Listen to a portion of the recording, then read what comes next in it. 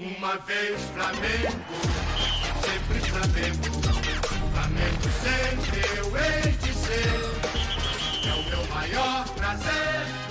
Meu amigo Marcelo, pessoal do Flamengando, gente, vamos conversar um pouquinho da 8ª rodada da Série A, que terminou ontem com uma vitória do Flamengo no Maracanã, estádio cheio, um bom público para Flamengo 2, Grêmio 1.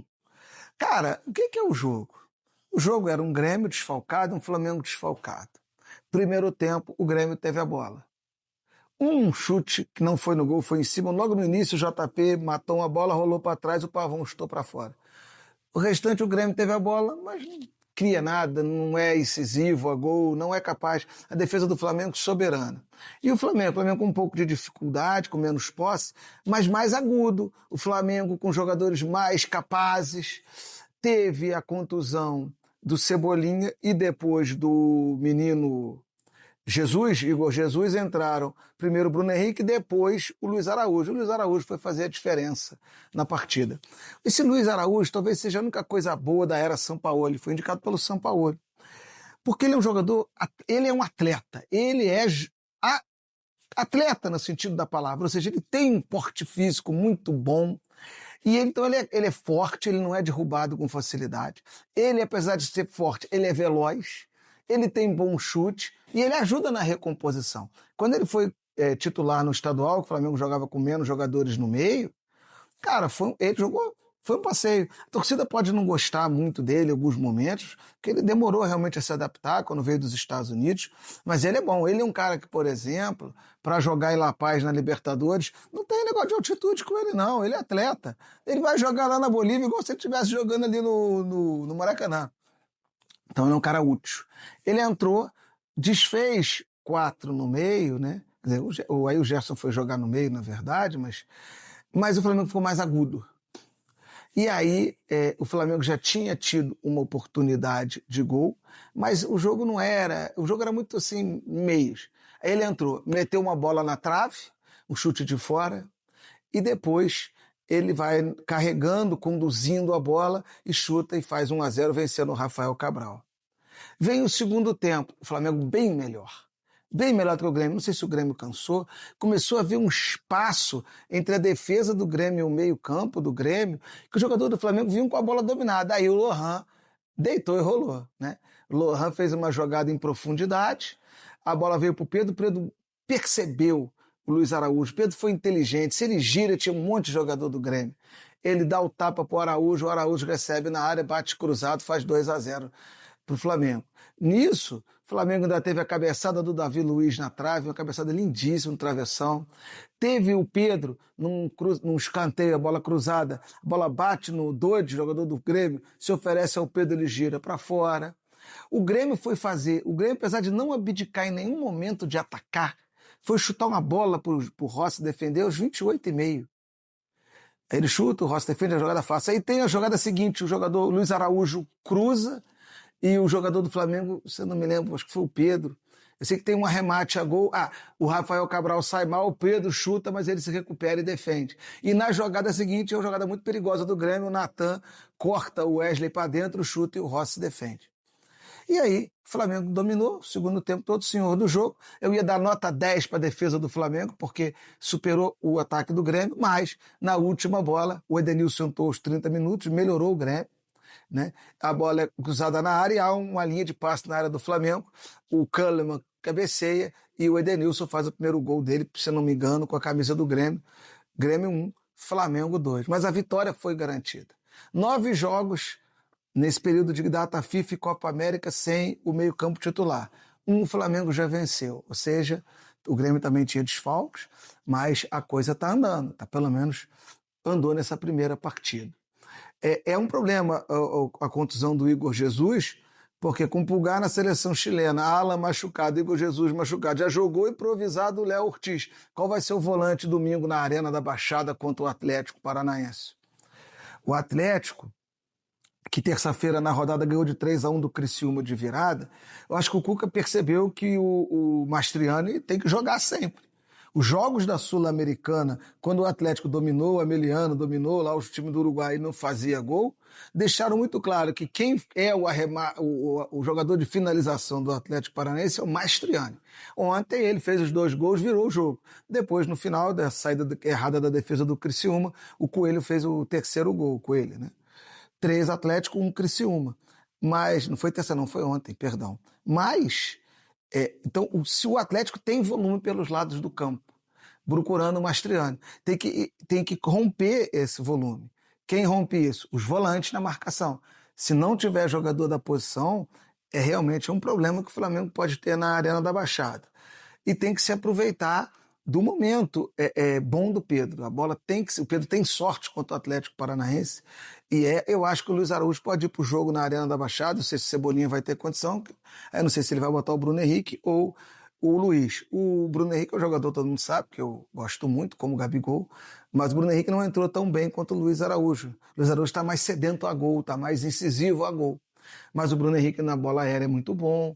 Aí eu acho que o Tite vai ter que tomar as suas decisões. No geral, 2-1 foi bom, né? Primeiro, houve dificuldade de criação, sim, mas o Lohan esteve bem no segundo tempo. Eu acho que é também uma questão de continuidade desse time. Falando da rodada, rapaz, eu vi o jogo do Vasco. O Flamengo eu vi na reprise. Eu estava trabalhando de madrugada, esperei hoje de manhã cedo, vi a reprise. O Vasco foi um horror, rapaz. Olha, o técnico do Vasco me parece ser um cara bom, mas ele não conhece bem o elenco. Ele começou com 3 só e 3 atacantes. O Vasco, até quando a bola chega nos atacantes do Vasco, o Vasco tem jogada de gol. O Rossi foi bem, o David foi um pouco apagado, o Verratti muito bem. O problema é que quase nunca a bola chega no ataque do Vasco. É tudo na base. Ontem no Tio Paiê, a jogada do Vasco era chutão pro Verratti, se o Verratti conseguisse se ajeitar, tinha jogo, senão. E no início, com 3 só no meio, o Palmeiras, com 3 minutos, 3 finalizações. Com 15 minutos, o Palmeiras já tinha, 20 minutos já tinha umas 15 finalizações. Foi uma aula de futebol do Palmeiras. Aí depois, ainda no primeiro tempo, o treinador acerta, bota o esforço no meio, tira um pouco o ímpeto, tira um pouco do espaço. O problema é que os volantes do Vasco permitem que os jogadores do time adversário joguem em progressão e velocidade. E aí com o Estevão ontem, iluminado, driblando todo mundo, fazendo as jogadas, o Palmeiras não teve dificuldade de criar chances, mas teve dificuldade de fazer os gols, porque o Léo Jardim estava numa noite muito boa. Todo mundo critica muito a defesa, o miolo da defesa do Vasco, mas o Maicon ontem no jogo aéreo rebateu praticamente todos. Embaixo eles têm mais dificuldade. O Léo apareceu muito pouco, parece sem confiança para jogar. E o Palmeiras foi senhor do jogo, 2-0 foi pouco. O primeiro gol, uma jogada do Estevão, ele cruza para o meio da área, o Piquerez faz 1-0. No segundo tempo, uma falha do Esforza, ele demora a resolver a jogada, o Estevão se aproveita, cruza, e mais uma vez, dessa vez foi o Veiga, 2-0. Acho que foi o Estevão, se foi, me perdoe. Não sei se foi o Maicon, não. O Maicon cruzou depois para o gol anulado do Zé Vitor, né? O 2 aí, o Vasco também teve um gol anulado, os dois muito bem. O do Vasco muito bem anulado, o Ferretti realmente empurra o zagueiro do Palmeiras. O do Palmeiras eu não gosto. É aquele lance lá no início da jogada, no meio do campo, o juiz estava ali, não deu falta, depois veio ver na televisão e anula. Eu não anularia, mas não teve impacto nenhum no resultado. O Palmeiras venceu por 2-0 com muita autoridade. O Vasco, hoje, pelo que jogou ontem, eu sei que era um adversário difícil, é o pior time do campeonato. O Cuiabá melhorou, jogou com o Cruzeiro, perdeu de 2-1 com aquela dificuldade de fazer gol, mas foi muito bem. O problema do Cuiabá, se vocês me permitirem, e o Flamengo ainda vai jogar com o Cuiabá hoje, o Walter foi, na minha opinião, há 2 anos atrás, eu votei nele na jornada interativa, como o melhor goleiro do campeonato. No ano passado, votei ele como um dos goleiros destaques do campeonato, entre os 3 melhores. E nesse ano ele não está numa fase boa, ele não figura na minha lista hoje entre os 6 melhores goleiros. E ele fez muita diferença no Cuiabá. O Cuiabá é um time que joga defensivamente. Se o goleiro, não é que ele tenha falhado nos gols, mas ele não levaria o primeiro gol que ele levou ontem no jogo do Cruzeiro ano passado, na fase que ele estava em ano retrasado. E aí o Cuiabá sofre com a falta de gols e levando o gol. Perdeu para o Cruzeiro por 2-1. E tivemos também ontem 0-0 São Paulo e Inter, eu não vi o jogo, disse que o São Paulo foi melhor, mas não vi. E na terça-feira tivemos o jogo do Botafogo Fluminense, o clássico aqui do Rio, em que o Botafogo foi senhor absoluto, mandou e desmandou no jogo, jogando muito bem, mas com um ponto de atenção. O Botafogo perde muito gol. num jogo mais apertado, não pode perder tanto gol assim. O Fluminense esteve mal, está mal. Eu acho que quando o Thiago Silva chegar, ele vai melhorar a defesa do Fluminense no sentido da saída de jogo, que o Nino não tá, o André tá machucado. A saída de jogo do Fluminense, que o Fluminense tem isso de bom, que é sair com a bola jogando. Mas sem o Nino, sem o André, perde muito. Eu acho que vai melhorar. Quando o André voltar, melhora. O Arias na frente faz falta? Faz, mas o Fluminense nem teve tanto desafogo assim para dizer que o Arias fez muita falta no jogo contra o Botafogo. O Botafogo foi muito pouco 1-0 o Botafogo. O Botafogo foi senhor do jogo. Mas foi 1-0, foi os mesmos 3 pontos. Então o Flamengo permaneceu na liderança do campeonato ao lado do Bahia. Ontem o Bahia fez o melhor jogo da rodada, pelo menos de ontem, de quinta-feira, disparado. Bahia e Fortaleza, primeiro tempo não muito. O Bahia teve uma chance claríssima que o Gianluca, ele isolou. Mas no segundo tempo, bola na trave do Biel, cara a cara lance de gol do Fortaleza, cara a cara lance de gol do Bahia, bola na trave. E no final, já aos 30 e poucos minutos, uma jogada de uma trama pelo lado direito, calcanhar, o Everton Ribeiro cruza e o Gianluca consegue fazer o gol do Bahia, o gol que mantém o Bahia na liderança ao lado do Flamengo.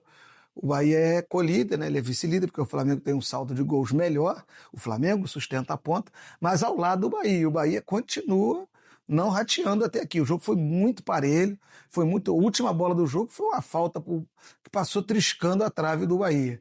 Mas o Bahia sobrevive, vai vencendo, vai jogando bem. E eu acho que o que falta ao Bahia, agora tem meio, né? Tem meio campo, tem Everton Ribeiro, tem Caule e tal, é o Biel acertar mais o gol. Os atacantes do Bahia às vezes perdem os gols assim. Ontem os dois times, né, perderam gols inacreditáveis. Mas enfim, o Bahia venceu e está em segundo. E o Botafogo, que tinha tomado a liderança na terça, volta para o terceiro lugar. Então, as equipes que estavam na liderança na 7ª rodada sustentaram as 3 primeiras posições nessa 8ª rodada. O Palmeiras subiu. O Atlético também conseguiu ganhar do Bragantino, um jogo difícil em Bragança, subiu. O Atlético foi dominado pelo Bragantino no primeiro tempo, mas conseguiu virar o jogo para 2-1 e no segundo tempo controlou o jogo tranquilamente. E só o São Paulo que deixou 2 pontos contra o Inter. O Inter é forte, mas São Paulo deixou 2 pontos, se afastou um pouquinho ali do bolo que ele estava, mas está na briga. O campeonato é muito embolado, Flamengo 17, Botafogo 16, o Bahia 17, o Atlético Paranaense 16, está todo mundo no bolo e vamos ver o que vai acontecer. Domingo tem um jogo fundamental, um confronto direto para o Flamengo, Arena da Baixada, né? Lola Arena, Liga Arena, né? Liga Arena, e no bolo que tá, a Copa América faz diferença porque não tem uma gordura. Ninguém abriu uma gordura para perder ponto agora na Copa América. Então o Flamengo tem um confronto direto contra um postulante ao título, postulante a Libertadores, e ele vai jogar e fora de casa, e vamos ver, um ambiente hostil, ele joga realmente como visitante, né?